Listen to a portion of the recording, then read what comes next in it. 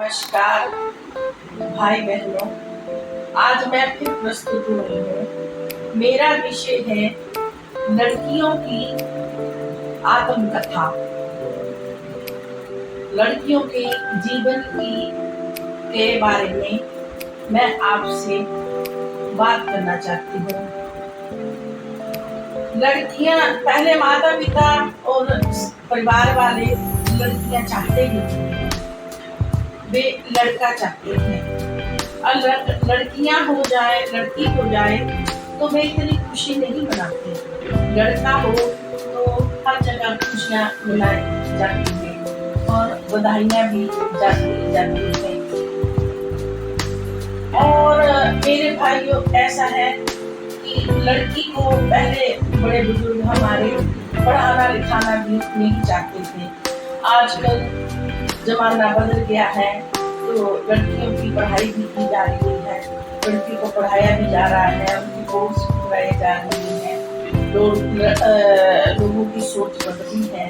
खुशी होती है जब लड़कियों के कोर्स कराए जाते हैं और उनको पढ़ाया लिखाया जाता है। माता पिता की थोड़ी सी सोच तो बदली है, ये बात जानकर खुशी होती है। परंतु अभी भी कुछ ऐसा है कि लड़के को हम पढ़ा लिखा कर उनकी शादी कर दी जाती है। कुछ औरतें नौकरी सर्विस करती हैं, कुछ अपने घर पर ही रहकर अपने परिवार का पालन पोषण करती हैं, देखभाल करती हैं, अपने परिवार की देखभाल करती हैं। और जो नौकरी सर्विस वाली होती हैं वो भी तो खाना बनाकर देती हैं, जितना बन पड़े करती है। तो अगर ये मैंने देखा कि जमाने की कुछ घटिया सोच, औरत को अगर बाहर काम करना है तो जेंट्स के साथ बोलना पड़ेगा, किसी के साथ भी बात तो करनी पड़ती है। जेंट्स को भी लेडीज से बात करनी पड़ती है, लेडीज को जेंट्स से बात करनी पड़ती है। तो इंसान को इंसान से काम तो पड़ता ही है। तो उसको इतना भी घटिया सोच मत लेके आओ कि एक दूसरे के कान भरने लग पड़ो और परिवार में फूट डालो। दूसरी बात ये है कि लड़कियां पूरी जिंदगी उनकी लाइफ पहले मायके में चली जाती है, घर में अपने माँ बाप का हाथ बटाती है, हर काम में हाथ बटाती है। और फिर ससुराल में जाती है तो ससुराल में भी अपनी जिम्मेदारी अच्छी तरह बेखूबी से निभाती है। सास भी एक औरत ही है, माँ भी एक औरत ही है। ये सभी एक अपना लेवल बना कर रखती हैं, घर का काम भी करती हैं, बाहर का काम भी करती हैं। परंतु इनके काम की तारीफ क्यों नहीं होती? इनके काम में तारीफ कोई नहीं करता कि हाँ तुमने ये काम किया है, शाबाश। अगर तुम ना होती तो ये शायद हम ना कर पाते। आपने हमारी लाइफ में कुछ तो ऐसा किया है कि हमने अपनी लाइफ, अपना परिवार चलाया है, दोनों ने रल मिलकर, जेंट्स ने भी और औरत ने भी। अच्छा, जब वे मायके में होती है तो उसको बोल देते हैं कि तू पराया, अगर शादी हो जाएगी तो वह तेरा घर। उसको सामना, पति की सेवा करना, सास ससुर की सेवा करना, देवर की सेवा करना, यहाँ से आपकी डोली उठेगी, अर्थी आपकी आपके ससुराल से उठेगी। पहले ही माँ बाप ऐसी बातें करने लग पड़ते हैं। अच्छा, अगर ससुराल में चली गई वह शादी करके तो ससुराल में उनकी सेवा करेगी, पूरा दिन घर का काम निपटाएगी और नौकरी भी करेगी, पैसा भी ला कर देगी और सारा काम करेगी। कुछ ससुराल वाले ऐसे होते हैं कि वे अच्छी तरह अपनी बहू की आदर खादर और बहू के दुख सुख में भी साथ देते हैं। पर कुछ तो उसको फिर भी वो मान नहीं देते जो उस बहू को मिलना चाहिए, या पति भी वो मान नहीं देता कि जो उस लड़की को मिलना चाहिए। अच्छा, वे सेवा करती करती जब बूढ़े हो जाते हैं तो बूढ़े होकर क्या होता है, अगर पति सर्विस करता होगा, नौकरी करता होगा, तब तो हमारा कानून ऐसा है कि सरकार अगर पति उसका कुछ कल को भगवान ऐसा ना करे कोई अनहोनी हो जाए तो उसको पेंशन लग जाती है, पेंशन का बेनिफिट मिल जाता है। अगर अब उसका पति सर्विस नहीं करता होगा तो उसको पेंशन भी नहीं लगेगी। अगर बच्चे से ही होंगे तो वे अपनी माँ को देख लेंगे। अगर फिर बच्चे या बाहर के लोग बच्चों को भड़काएंगे या बच्चे भी देख रेख नहीं करेंगे, अपने दिमाग से अपने माता पिता की सेवा नहीं करेंगे, तो वे बुढ़ापे में वृद्धाश्रम छोड़ आएंगे। पति भी ऐसा करते हैं कि ससुर भी ऐसा करते हैं कि जो जायदाद है वो पति पत्नी के नाम नहीं करेगा, ससुर अपनी बहू को कुछ नहीं देगा तो वे बच्चों को देंगे। तो ऐसा पति भी ऐसा सोचता है कि ससुर भी ऐसा सोचता है कि अगर ये दूसरी शादी कर ले, दूसरी लाइफ दूसरी तरफ चली जाए तो ये हमारी जमीन जायदाद जो है वह किसी दूसरे परिवार को मिल जाएगी।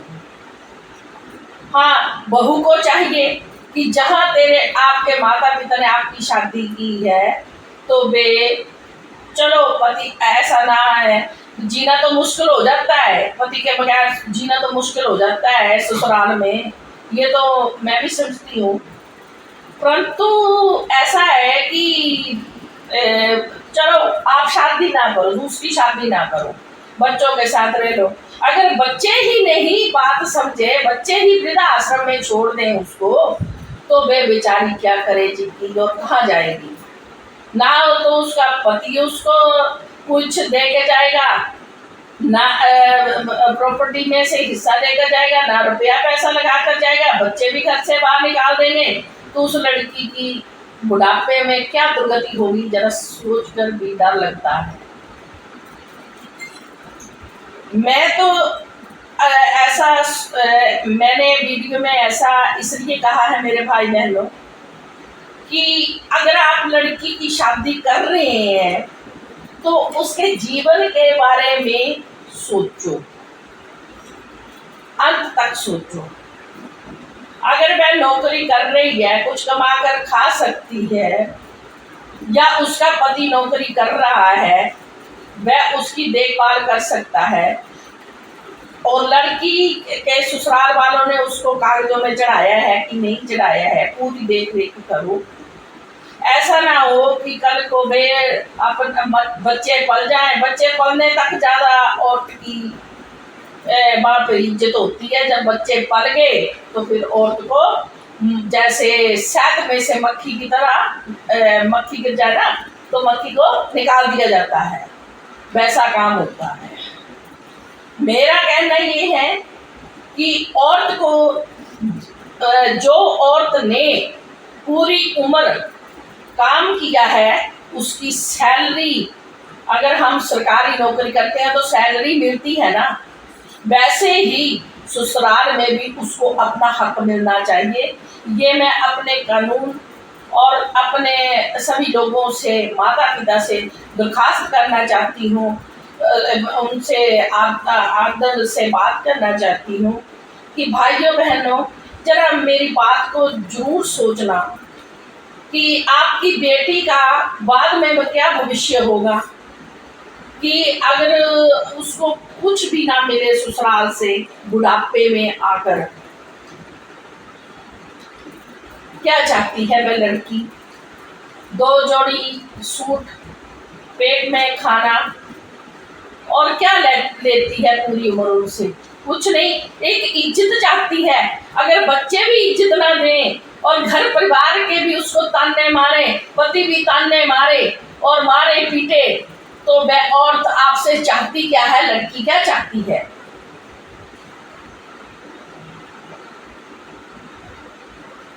मैं सभी भाइयों बहनों से यही अनुरोध करना चाहती हूँ कि लड़कियों को वो मान मिलना चाहिए जो वह हकदार है। अगर आप माता की पूजा करते हैं, कंजकें पूजते हैं, महामाई के मंदिरों में जाते हैं, तो औरतों की भी इज्जत करना चाहिए ना। भाइयों बहनों, और मैं ये बात कहना चाहती हूँ कि अगर लड़के वाले आपसे कुछ दहेज या कोई चीज की मांग करते हैं या कुछ करते हैं, अगर आप दहेज देना भी चाहते हो तो आप डिग्री जो दे रहे हो, अपनी बच्चियों को पढ़ा लिखा दे रहे हो, वह डिग्री ही है, वह दहेज ही है। दूसरी बात यह है कि अगर आप अपनी बच्ची का हाथ किसी के हाथ में दे रहे हो तो उनसे भी एक मैं तो चाहती हूँ रिटर्न में लिख के देना चाहिए, एक दूसरे को रिटर्न में लिख के देना चाहिए कि बच्ची की देखभाल आप अंत समय तक कैसे करते हो। ऐसा नहीं कि एक साल में ही निकाल कर बाहर कर दे, रोटी के भी ताने मारे, कपड़े लत्ता के भी ताने मारे, ऐसा नहीं चाहिए। अगर शादी किसी का बच्चा लेके जाना है तो उनकी पूरी जिम्मेदारी के साथ लेके जाएं और उनकी देखभाल भी अंत समय तक करें। वह इंसान का बच्चा है। आजकल तो जानवर के बच्चे के साथ भी ऐसा व्यवहार नहीं कोई करता, वह भी करता है। इंसान का बच्चा आप शादी करके लेके जा रहे हो तो क्या उसको भी अपने बेटे की तरह अपनाओ और उसको कुछ हिस्सा दो, उधर से अपनी प्रॉपर्टी से ज्यादा नहीं, थोड़ा सा तो लगाओ। उस बच्ची को तो देखो जो आपका सब कुछ छोड़कर आपके पास आई है। ऐसा ना कि आपका बेटा भी निकाल दे उसको वह भी ना देखे और आप भी ना देखो, तो वह बच्ची कहाँ जाएगी फिर? अंत तक उस बच्ची की देख रेख करो मेरे भाई बहनों। अगर ऐसा है किसी की बच्ची शादी करके ले रही है, वह भी किसी के दिल का टुकड़ा है। अगर लड़का किसी के दिल का टुकड़ा है, माँ जब बच्चे को जन्म देती है तो लड़के की भी उतनी ही पीड़ा सहन करती है, लड़की की भी उतनी ही पीड़ा सहन करती है। एक दूसरे का दुख समझो। दहेज और झूठी जो आप दिखावा करते हैं, झूठा शान शौक से इतनी शादी करके लेके जाते हैं और बाद में उस बेटी को जलाकर मार दिया जाता है या कुछ कर दिया जाता है और एक साल में ही दूसरी शादी करके ले आते हैं या कहते हैं तेरी शादी में क्या दहेज मिला, अगर मैं लड़का भी आती दूसरी जगह तो वहां ज्यादा मिल रहा था। ऐसे ताने मारने भी ठीक नहीं है। ये क्या है, लक्कड़ पत्थर है, इससे तो नहीं परिवार चलता है। वो बच्ची से आपका परिवार बढ़ेगा। अगर ज्यादा बोल दिया हो तो मैं क्षमा चाहती हूँ। भाइयों बहनों, आपकी अपनी बेटी निशा।